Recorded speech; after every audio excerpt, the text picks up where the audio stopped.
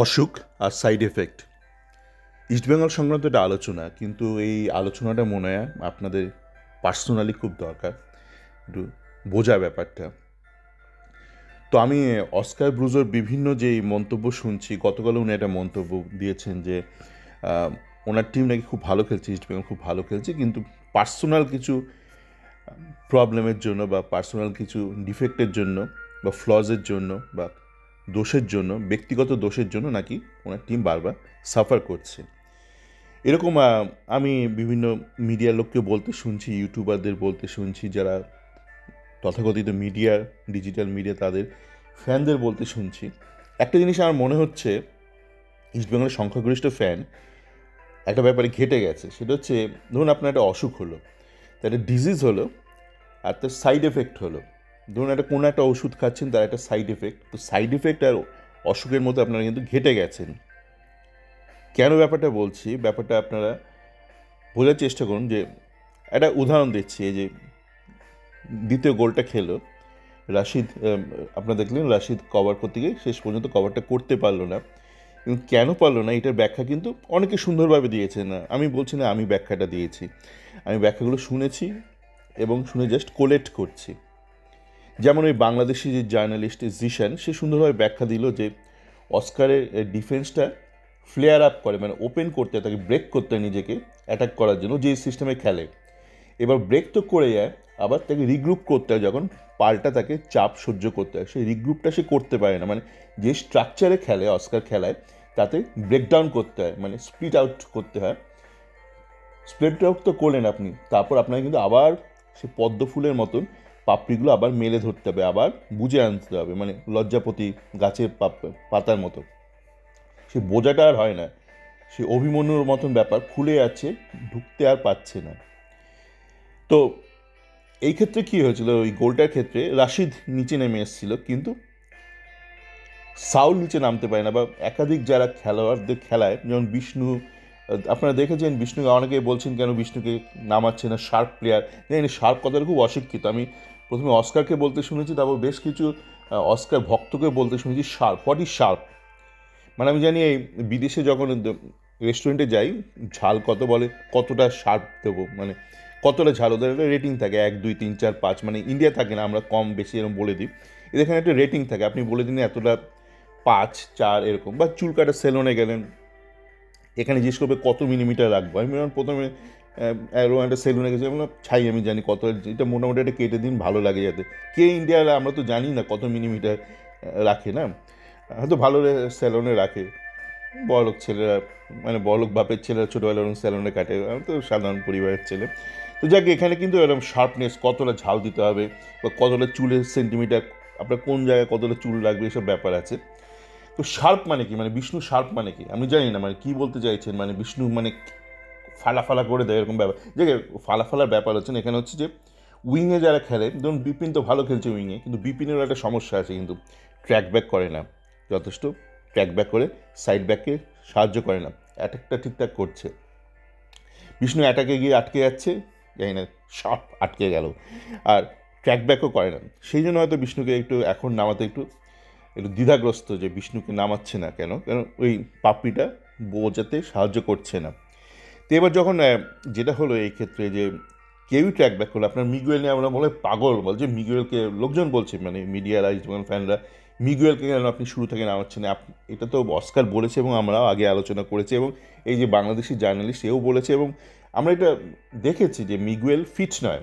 Miguel মানে আপনি যদি 15 মিনিটও খেলান, ও উপর নিচ আপ ডাউনটা করতে পারবে না, কিন্তু ও সেন্ট্রাল মিডিও, ওর এমন নয় যে ওর নাম্বার পজিশন সেকেন্ড স্ট্রাইকারও কিন্তু নয়, ও নিজেকে সেকেন্ড স্ট্রাইকার ভাবছে হয়তো, কিন্তু ওর কাজটা কিন্তু বক্স টু বক্স অপারেট করা, মানে আপ ডাউন করা, পেন্ডুলামের মতন। সেই আপ ডাউনটা ওর হচ্ছে না, মানে ওকে হরিজন্টাল মুভমেন্ট, মূলত ভার্টিক্যাল মুভমেন্টটা করতে হবে, সেটা পারছে না। সেই জন্য ওকে নামাতে, আজকে হয়তো নামাবে, পরেই নামাবে। তার একটাই কারণ, ওই যে পরে প্রথমে নামালেও কিন্তু এক্সপোজড হয়ে যাবে। তো ঘটনা হচ্ছে, আপনার যদি দেখেন ওই রাশিয়ার ওই দ্বিতীয় গোলটার ক্ষেত্রে, ওখানে ওপেন স্পেস, মানে মিডফিল্ডার আর নিচে নামেনি, তো একা রাশিদ পড়ে গেছে। একা রাশিদ পড়ে যা হয়েছে, ও মানে ছড়িয়ে দিয়েছে ব্যাপারটা ওখানে। তাহলে এখানে ফল্টটা কি রাশিদের নাকি সিস্টেমের, যে সিস্টেমটা কার্যকর করার কথা ছিল অস্কারের। আপনারা এটা বোঝার চেষ্টা করুন, এটা কিন্তু একটা সাইড এফেক্ট, একটা ফল্টি সিস্টেমটা ফল্টি নয়, সিস্টেমটার ইমপ্লিমেন্টেশনে ফল্টি। আপনি যে কোনো সিস্টেমই ভালো যদি সেটা আপনি কার্যকর করতে পারেন বা এফেক্টিভ করতে পারেন। এবার এফেক্টিভ আপনি কী করে করবেন? আপনাকে তাহলে দিনের পর দিন সেটা অনুশীলন করাতে হবে। আপনি যদি শুকনো লেকচার দিলেন, এই জন্য জিশানকে আপনি কোচ বানিয়ে দিলেন, ও লেকচার দিয়ে দিল, কি মানে ইস্ট বেঙ্গল খেলতে পারবে? পারবে না। ধরুন আপনি আমাকে কোচ বানিয়ে দিলেন, আমিও জিশান থেকে টুকে লেকচার দিয়ে দিলাম প্লেয়ারদেরকে রেখে, একটা জুম সেশন করে একটা লেকচার দিয়ে দিলাম, বিদেশ থেকে লেকচার দিচ্ছি, আলপসের পাদদেশ থেকে লেকচার দিচ্ছি, খুব সুন্দর লাগবে দেখতে, কিন্তু কার্যকর কি কিছু হবে? হবে না। ব্যাপারটা আপনাকে অনুশীলন করে রপ্ত করতে হবে, গান শেখার মতো। আমি ধরুন বললাম তোমার ভাই তালটা ঠিকঠাক হচ্ছে না, এবার তালটা তুমি ঠিকঠাক কী করে করবে? তোমাকে তাহলে তালের সাথে রপ্ত করতে হবে ব্যাপারটা দিনের পর দিন, আমার ফাঁকিবাজি তো হয় না। আমি ধরুন বলে দিলাম, ধরুন রান্নার ক্ষেত্রে আমি যেমন ফিডব্যাক দিই, আমি নিজে রান্না পারি না, কিন্তু এখানে যারা স্থানীয় বাঙালি মহিলা আছে তারা অনেকেই জানে যে আমি ভালো ফিডব্যাকটা দিই, আমাকে দিয়ে আলাদা করে ডেকে বলে, একটু এক্সট্রাও দিয়ে দেয়, এই টেস্ট করে একটু দেখো তো ডালটা ঠিক হয়েছে কিনা, এটা ঠিক হয়েছে কিনা, নুনটা মিষ্টি ঝালটা, তো আমি ফিডব্যাকটা দিয়ে দিই, তারপর তারা ঠিক করে। আমি পারি না কিন্তু ঠিক করতে, তারা সেটা জানে এবং সেটা কার্যকর আপনাকে করতে হবে, প্র্যাকটিক্যালি করতে হবে। তো এই যে ধরুন এই যে জিনিসটা হচ্ছে না, সিস্টেমটা যে ফল্টি, সেটা যে ঠিকঠাক করে ইমপ্লিমেন্ট হয়নি, এফেক্টিভ নয়, সেটা তো অস্কারকেই করতে হবে, কোচকেই করতে হবে, সেটা করছে না সেই জিনিসটা। এবং তার ফলস্বরূপ কী হচ্ছে, একের পর এক ইন্ডিভিজুয়ালরা মার খাচ্ছে বা তারা ফল্ট করতে বাধ্য হচ্ছে, তখন সে বলছে ইন্ডিভিজুয়ালের এরার, ওর এরার, তার এরার, এখন হয়তো নাম উল্লেখ করছে না ইন্ডিভিজুয়াল এরার, কিন্তু এই ব্যক্তির এমন অবস্থা আমি বলে দিচ্ছি, এ কিন্তু দুদিন বাদে দেখবেন এ নিতুকে পাবলিকলি গালমন্দ করবে। ইমামির যত আগরওয়াল যত আছে, আগরওয়াল গোয়েঙ্কা যারা যারা রয়েছে, প্রত্যেকে দেখবেন গালমন্দ করবে, মানে তাদেরকে বলছে এর এরার, তার এরার, এর এরার, তার এরার, এর এরার জন্য একে পাইনি, তার এরার জন্য তাকে করিনি, দিয়ামান্টকাসকে ছেড়ে দিয়েছি, এসব বলতে থাকবে দেখবেন। মিলিয়ে নেবেন এই ব্যক্তির যে আমি ট্রেন্ড দেখছি, কিন্তু শুরুতে কী করেছিল ভুটানে, তার বসুন্ধরার যে সিনিয়র ম্যানেজমেন্টকে গালমন্দ করেছিল, তার জন্য নাকি বসুন্ধরা বসে গেছে শেষের দিকে। তো এটাই বলার ছিল। এই ব্যাপারটা একটু সচেতন থাকবেন আপনারা, যে যেমন জ্বর হয় মানুষের, বিভিন্ন কারণে জ্বর হতে পারে, জ্বরটা হচ্ছে একটা সাইড এফেক্ট, ঠিক আছে? জ্বরটা কোনো রোগ নয়, মানে আপনার শরীরে কোনো একটা গণ্ডগোল হয়েছে, সেটা কোনো ইনফ্লেমেশন বা যে কোনো, সেটা থেকে জ্বরটা হয়। তো তেমনই এই যে রশিদ যে মিসটা করলো, এটা কিন্তু একটা জ্বরের মতন, একটা সাইড এফেক্ট, এই যে সিস্টেমটাতে গণ্ডগোল হচ্ছে তার জন্য রশিদ মিস্টেকটা করলো। তো এইটা ম্যাক্সিমাম ইস্টবেঙ্গল ফ্যান, আমি তো বলেছি মূর্খ, তার কারণ এটা এটা সামাজিক ক্লাব, তো কমিউনিটি ক্লাব, এমন তো নয় যে আপনার আইকিউ পরীক্ষা নিয়ে তবে আপনাকে বলা হয় না তুমি তাহলে আসতে ইস্টবেঙ্গল ফ্যান। সবাই ইস্টবেঙ্গল ক্লাবের ফ্যান, চোর ছ্যাচর থেকে শুরু করে বুদ্ধিজীবী, শিক্ষিত ব্যক্তি, সৎ ব্যক্তি, অসৎ ব্যক্তি, চোর ডাকাত সাধু, সবাই ইস্টবেঙ্গলের ফ্যান। ওর জন্য আপনার ইউটিউবারদের মধ্যেও দেখেন বা ফ্যান ক্লাবদের মধ্যে দেখেন চোর ছ্যাচর, ছ্যাচরা, ডাকাত, চিটিংবাজ, সব রকমের মানুষই আছে। যেমন একটা সমাজে থাকে না, সমস্ত শ্রেণীর মানুষই থাকে, ইস্টবেঙ্গলও একটা কমিউনিটি ক্লাব। যাকে সকালে ভালো থাকবেন।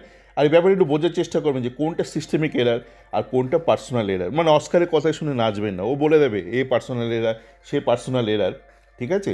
ওই একটা ছোটোবেলায় পড়েছিলাম না যে একটা একটা গাড়ি, একটা রথের গাড়ি, সেই গাড়িতে একটা পেরেক ভেঙে গেছে বা পেরেক একটা লুজ হয়ে গেছে।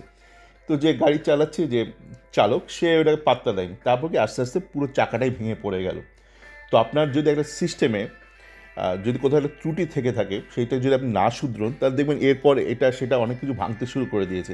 তাহলে প্রবলেমটা কোথায়, ইন্ডিভিজুয়াল কম্পোনেন্টে নাকি আপনার যে পুরো সিস্টেমটা দেখার কথা ছিল তার? একটু ভাববেন। ভালো থাকবেন।